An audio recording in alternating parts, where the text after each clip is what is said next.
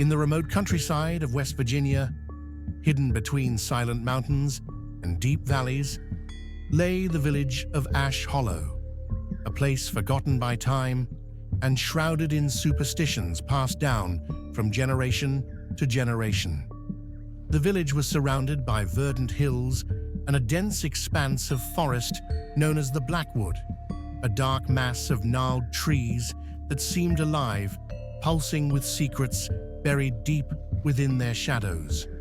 Older residents told stories of mysterious disappearances, nighttime whispers, and lights that danced among the trees as night fell. It was a place where no one dared enter, but where children, always curious and defiant, saw an opportunity for adventure.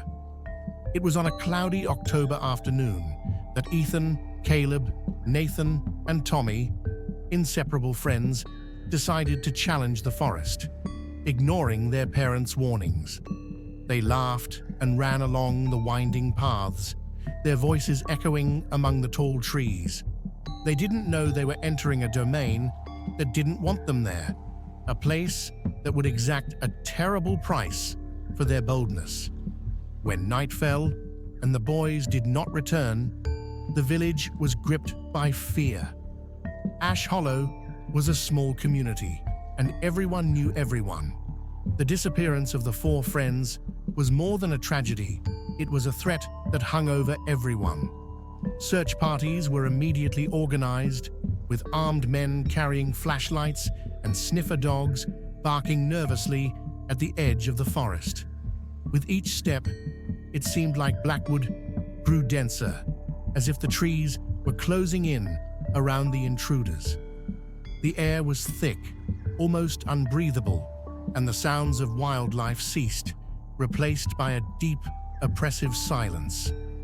After days of fruitless searching, as hope began to fade, Ethan emerged from the forest. He was barefoot, his feet were bloody, and his body was covered in deep scratches. His eyes, once vibrant and full of life, were dull, as if they had been emptied of all emotion. He didn't say a word, even when he was hugged by his tearful mother, and when questioned by local authorities, he just shook, shaking his head in a frantic gesture of denial. The years that followed were marked by a heavy silence, as if the entire village were under an invisible curse.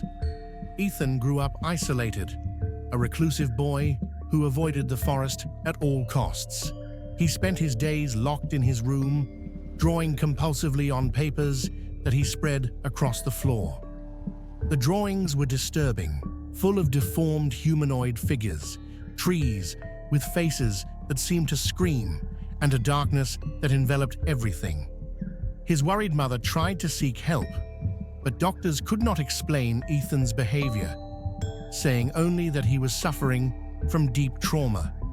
The village, for its part, avoided talking about Blackwood and what happened to the other three boys. But everything changed one cold December morning, when Caleb, Nathan, and Tommy reappeared at the entrance to Ash Hollow. They looked exactly as they did on the day they disappeared, in the same clothes with no signs of aging or wear. However, something was deeply wrong. His eyes were expressionless, and his movements were stiff, almost mechanical. They did not speak, nor did they react to the clamor of their families, and their presence was accompanied by a feeling of discomfort so intense that no one could stay near them for long. A few months later, supernatural events began.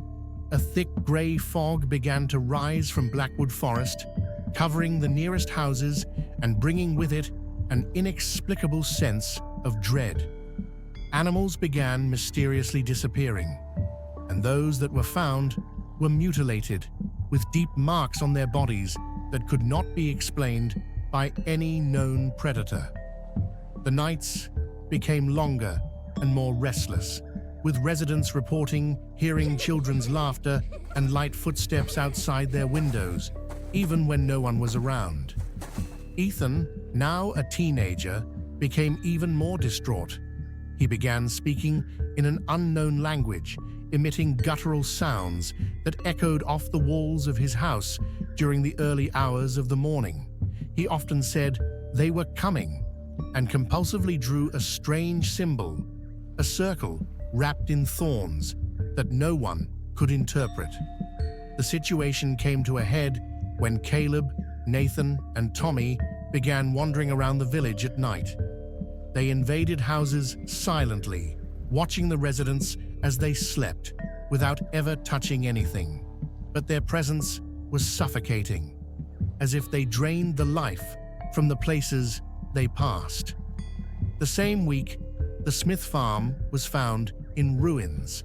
The walls were torn with huge marks, and the bodies of the residents, a family of 5, were twisted into impossible positions, as if something had broken all of their bones.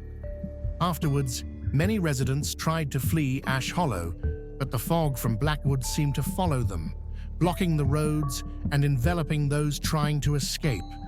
Those who dared to continue were found dead, their faces frozen in expressions of absolute terror. As the years passed, even more macabre stories began to circulate about Ash Hollow and the forest that swallowed it.